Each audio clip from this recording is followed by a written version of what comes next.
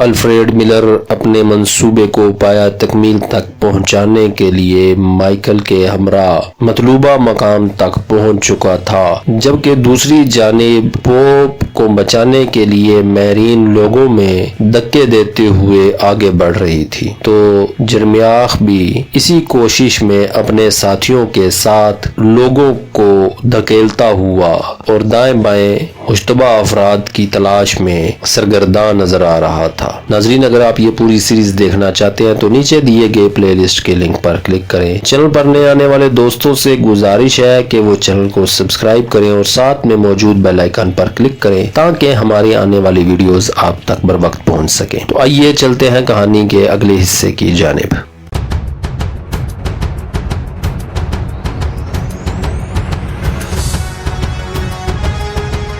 Alfred Miller کھڑکی کی اندرونی سل پر رکھی ہوئی XP-100 رائفل کو اس طرح پیار سے سہلا رہا تھا جیسے یہ اس کی زندگی کی عزیز ترین شے ہو۔ اس پستول کو ری اسمبل کرنے کے بعد اچھی طرح چیک کر لیا گیا تھا، سائٹ بھی ایڈجسٹ کر لی گئی تھی اور چیمبر میں فائر بال گولی بھی بدل دی گئی اور اب یہ پستول استعمال کے لیے بالکل تیار تھا۔ ملر نے پیچھے مڑ کر مائیکل گورڈن کی طرف دیکھا جو دہشت زدہ سی نگاہوں سے اس کی طرف دیکھ رہا تھا۔ مائیکل ایک کرسی سے بندھا ہوا تھا، اس کے دونوں ہاتھ بھی کرسی کی پشت پر بندھے ہوئے تھے اور منہ میں کپڑا ٹھسا ہوا تھا۔ ملر گھوم کر کرسی کے پشت پر آ گیا اور جھک کر مائیکل کے کندھے کے اوپر سے کھڑکی کی طرف دیکھنے لگا۔ اس جگہ سے مائیکل کھڑکی سے باہر ہولی سپولکر کے چرچ اور اس کے سامنے چوراہے کو بخوبی دیکھ سکتا تھا۔ یہاں سے اینٹوں کا وہ چبوترا بھی نظر آ رہا تھا جہاں پوپ پال دوئم کو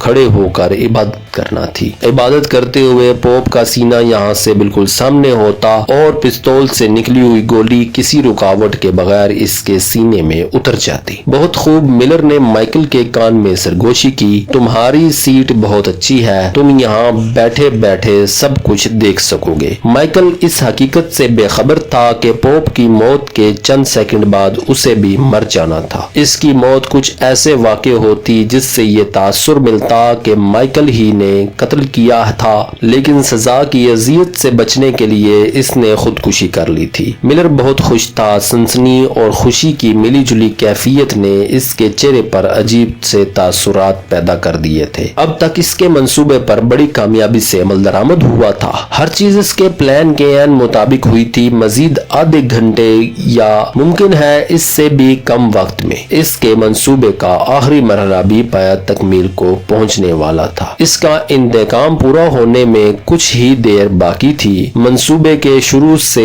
اب تک اسے کوئی رکاوٹ پیش نہیں آئی تھی۔ آج صبح جب وہ مائیکل کے مکان پر پہنچا تو وہ باہر ہی کھڑا اس کا انتظار کر رہا تھا۔ اس نے مائیکل کو بتایا تھا کہ آج یروشلم کا امن مارچ ہونے والا ہے۔ مائیکل نے آنکھیں بند کر کے اس کی بات کا یقین کر لیا تھا۔ اس میں کوئی شبہ نہیں تھا کہ آج جمعہ تھا، مسلمانوں کی عبادت کا دن۔ ملر نے پیرس ہی میں مائیکل کو سمجھا دیا تھا کہ جمعہ کی صبح کو مسلمان یروشلم کی مساجد سے ہجوم در ہجوم نکلیں گے تو امن مارچ شروع ہو جائے گا۔ اس کمرے میں پہنچ کر مائیکل کو قابو کرنے میں بھی اسے کوئی دشواری پیش نہیں آئی۔ وہ یہ بہانہ کر کے مائیکل کو کمرے میں لایا تھا کہ ممکن ہے اسے دیکھ کر مکان کے مالک کوئی اعتراض کریں۔ اگر مائیکل ساتھ ہوگا تو وہ کوئی اعتراض نہیں کر سکیں گے۔ ملر نے یہ بھی کہا تھا کہ اسے کمرے میں چھوڑنے کے بعد مائیکل یہودی ڈیفنس لیگ میں واپس چلا جائے گا تاکہ لیگ کے جوشیلے نوجوان اگر کوئی خطرناک منصوبہ بنائیں تو وہ واپس آ کر ملر کو اطلاع دے سکے۔ وہ چوراہا دراصل ہولی سپولکر چرچ کے کمپاؤنڈ کا ایک حصہ ہی تھا جس کے اطراف میں گیٹ لگے ہوئے تھے۔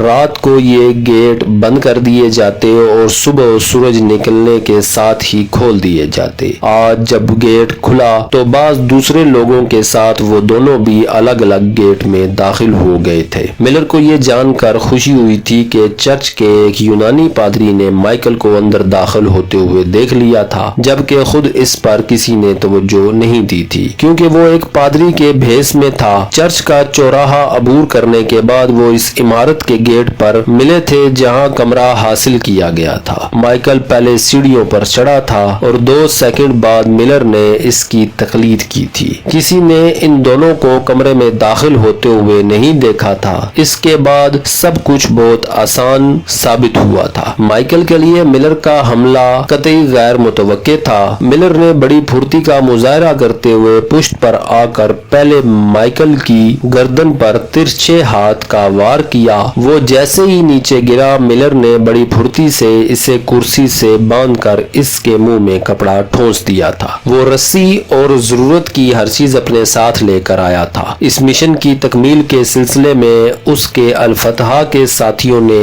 اس کے ساتھ بھرپور تعاون کیا تھا۔ یروشلم میں آنے کے بعد اسے ایک خفیہ مکان سے پستول والا بریف کیس اور عبرانی زبان میں لکھا ہوا ایک خط بھی مل گیا تھا جس پر مائیکل کے دستخط بھی موجود۔ وہ خط ایک سربہ مہر لفافے میں تھا۔ لفافہ کھولنے سے پہلے اس نے اچھی طرح اس کا جائزہ لے لیا تھا۔ اسے یقین ہو گیا تھا کہ اس کے ہاتھ میں آنے سے پہلے مہر کو کھولنے کی کوشش نہیں کی گئی تھی۔ سب سے بڑی بات یہ تھی کہ یروشلم میں ملر اور الفتح کے کسی آدمی کا بالمشافہ رابطہ نہیں ہوا تھا۔ ان میں سے کسی نے ملر کو نہ تو اس خفیہ مکان میں داخل ہوتے ہوئے دیکھا تھا اور نہ ہی انہیں یہ معلوم ہو سکا تھا کہ سیاہ رنگ کے اس بریف کیس میں یا سربہ مہر لفافے میں کیا تھا۔ ملر کو یقین تھا کہ وہ لوگ اسے دیکھ بھی نہیں سکیں گے کیونکہ کل صبح جب وہ لوگ دوبارہ اس مکان میں آئیں گے تو اس وقت ملر پادریوں کے گروہ کے ساتھ اسرائیل سے جا چکا ہوگا۔ اسرائیلی امیگریشن آفیسر پادریوں کے معاملے میں بڑے ہمدرد ثابت ہوئے تھے۔ اس سارے معاملے میں صرف پیٹرک کی بہن میرین کی گمشدگی ہی اس کے لیے مسئلہ بنی ہوئی تھی۔ روم سے واپس آنے کے بعد اس نے میرین کو پیرس میں تلاش کرنے کی کوشش کی تھی مگر کامیاب نہیں ہو سکا تھا۔ ممکن ہے پیٹرک کو غائب پا کر وہ خوفزدہ ہو گئی ہو اور کسی کو کچھ بتائے بغیر آئرلینڈ فرار ہو گئی ہو۔ بہرحال ملر کو یقین تھا کہ میرین اس کے لیے کسی قسم کی رکاوٹ یا خطرہ نہیں بن سکتی تھی۔ مائیکل نے سر کو حرکت دینے کی کوشش کی مگر کامیاب نہیں ہو سکا۔ اس کے برعکس تکلیف کے باعث کپڑا ٹھسا ہوا ہونے کے باوجود اس کے منہ سے کراہت سی نکل گئی۔ تکلیف محسوس کر رہے ہو یہودی کے بچے، ملر کے حلق سے گھرراہٹ سی نکلی۔ شاید یہ جاننا چاہتے ہو کہ کیا ہونے والا ہے؟ کیوں نہیں، میں تمہیں ضرور بتاؤں گا۔ تم سب کچھ جاننے کے مستحق ہو۔ آج کے بعد دنیا صرف اور صرف تمہیں یاد رکھے گی۔ تمہارا نام تاریخ میں ہمیشہ ہمیشہ کے لیے محفوظ ہو جائے گا۔ اب سے 2 گھنٹوں بعد دنیا کے ہر شخص کے ہونٹوں پر تمہارا ہی نام ہوگا کیونکہ تم خدا کے نائب کو قتل کرنے والے ہو۔ زمین پر خدا کے نائب کا یہ دوسرا قتل ہوگا۔ سن رہے ہو نا؟ میں تمہاری غلیظ قوم سے اپنا انتقام لینے کے لیے تمہیں استعمال کرنے والا ہوں۔ یہ میرا یہودیوں سے آخری انتقام ہوگا۔ ملر گہرے گہرے سانس لے رہا تھا۔ جو الفاظ طویل عرصے سے اس کے سینے میں دبے ہوئے تھے وہ اب آہستہ آہستہ اس کے ہونٹوں سے پھسل رہے تھے۔ یہ میرا آخری انتقام ہوگا، وہ کہہ رہا تھا۔ اس کے ساتھ ہی یہودیوں کو بھی صفحہ ہستی سے مٹانے کی کارروائی شروع ہو جائے گی۔ پوری دنیا میں تم لوگوں کو چن چن کر موت کے گھاٹ اتار دیا جائے گا۔ تم لوگوں کو دنیا کے کسی گوشے میں پناہ نہیں ملے گی۔ تمہاری قوم کے ہر فرد کو سڑکوں پر گھسیٹا جائے گا لیکن کوئی مدد کو نہیں آئے گا۔ اس نے دونوں ہاتھ مائیکل کے کندھوں پر رکھ دیے۔ تمہیں دوسری جنگ عظیم یاد ہوگی۔ یہودیوں کو چن چن کر ہلاک کیا جا رہا تھا۔ اس وقت کچھ لوگوں نے تم لوگوں کو پناہ دے دی تھی لیکن اب گندے یہودیوں کو کوئی پناہ نہیں دے گا۔ وہ چند لمحوں کو خاموش ہوا پھر بات جاری رکھتے ہوئے بولا، مائیکل تم باہر چوراہے پر لوگوں کا ہجوم دیکھ رہے ہو۔ یہ لوگ کسی کا انتظار کر رہے ہیں، پوپ کا انتظار۔ زمین پر خدا کے نائب پوپ جان پال کا انتظار۔ وہ اس طرف آنے کے لیے روانہ ہو چکا ہے۔ وہ یہاں رک کر عبادت کرے گا۔ اس نے ایک ہاتھ سے چوراہے کی طرف اشارہ کیا۔ اس کی انگلی ہولے ہولے کپ کپا رہی تھی۔ وہ اس جگہ رک کر عبادت کرے گا جہاں 2000 سال پہلے عیسیٰ کو سولی پر لٹکایا گیا تھا۔ لیکن اب سولی نہیں ہوگی۔ میرے پاس دنیا کا بہترین بہترین ہتھیار موجود ہے، میں اسے شوٹ کروں گا۔ اسے موت کی نیند سلانے کے لیے صرف ایک گولی کی ضرورت ہوگی جو اس کے دل میں اتر جائے گی۔ میرا نشانہ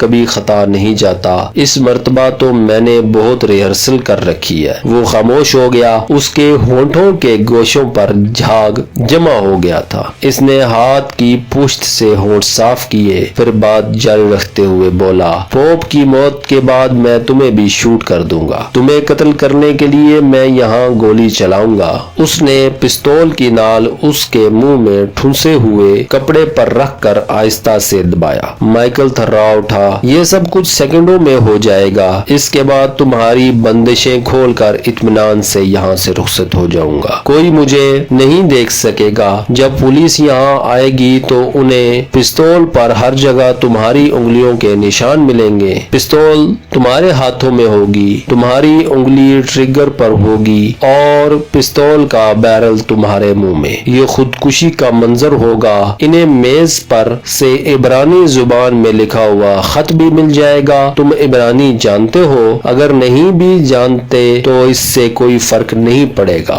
بہت سادہ سا خط ہے، اس میں لکھا ہے کہ میں نے پوپ کو قتل کر دیا ہے۔ یہ یہودی قوم کا سب سے بڑا دشمن تھا۔ اس کی بنائی ہوئی پالیسیوں پر عمل کرتے ہوئے عیسائی چرچ نے یہودیوں کے ساتھ بڑی ناانصافیاں کی ہیں۔ عیسائیت کے نام پر ہمیں دنیا بھر میں ذلیل و خوار کیا گیا۔ ماضی میں ہماری قوم کا قتل عام کیا گیا اور میں اپنی قوم کی ذلت کا انتقام پوپ کو قتل کر کے لے رہا ہوں۔ اس خط پر تمہارے دستخط ہے مائیکل گورڈن۔ اس نے خاموش ہو کر ایک گہرا سانس لیا، پھر بات جاری رکھتے ہوئے کہنے لگا، نہیں مائیکل، دنیا کا کوئی شخص اس خط کو جعلی ثابت نہیں کر سکتا۔ تم نے آج تک عبرانی زبان میں کوئی تحریر نہیں لکھی جس سے اس خط کی ہینڈ رائٹنگ کا تجزیہ کیا جا سکے۔ اس لیے پوری دنیا اس خط پر یقین کر لے گی اور یہی سمجھا جائے گا کہ تم ہی نے پوپ کو قتل کیا ہے۔ تمہارے خلاف اور بھی بہت سی شہادتیں جمع ہو جائیں گی۔ تم انتہا پسند یہودی تنظیم ڈیفنس لیگ کے رکن ہو۔ تمہیں عیسائیوں کے خلاف دیواروں پر نعرے لکھتے ہوئے پکڑا بھی جا چکا ہے۔ اگر تمہاری ڈیفنس لیگ کا لیڈر مسجد اقصی کو بم سے اڑانے کی کوشش کر سکتا ہے تو اسی یہودی ڈیفنس لیگ کا ایک جنونی کارکن پوپ کو قتل کیوں نہیں کر سکتا؟